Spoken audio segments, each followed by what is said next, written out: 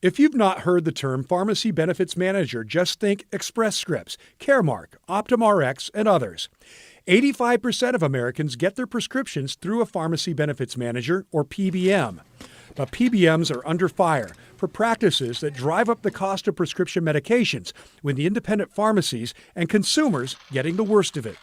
For everything from generic prostate drugs to insulin, PBMs have a hand in setting prices for what it pays manufacturers and also for what it charges insurance companies and individuals, which too often is way too much. And people care a whole lot about this matter of getting mugged at the pharmacy counter.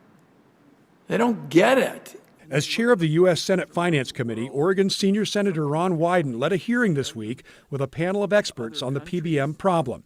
Here's the history. When insurance companies began offering prescription drugs as a health plan benefit in the 1960s, pharmacy benefit managers were created to help insurers contain drug spending.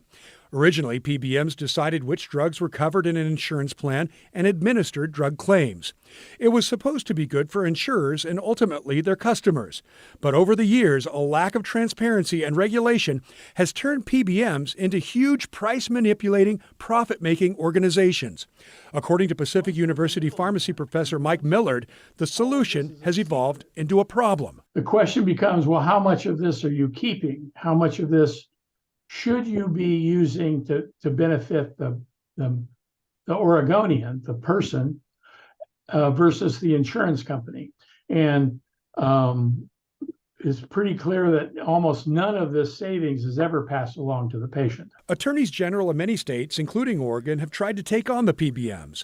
But now a national spotlight with congressional investigations trying to get to the bottom of a broken system affecting millions of people in Oregon and Washington and across the country. And we need to get to a situation that it's where people can really understand what the price of their medication is, and it becomes affordable for them to get what they need to maintain their health. Tim Gordon, KGW News.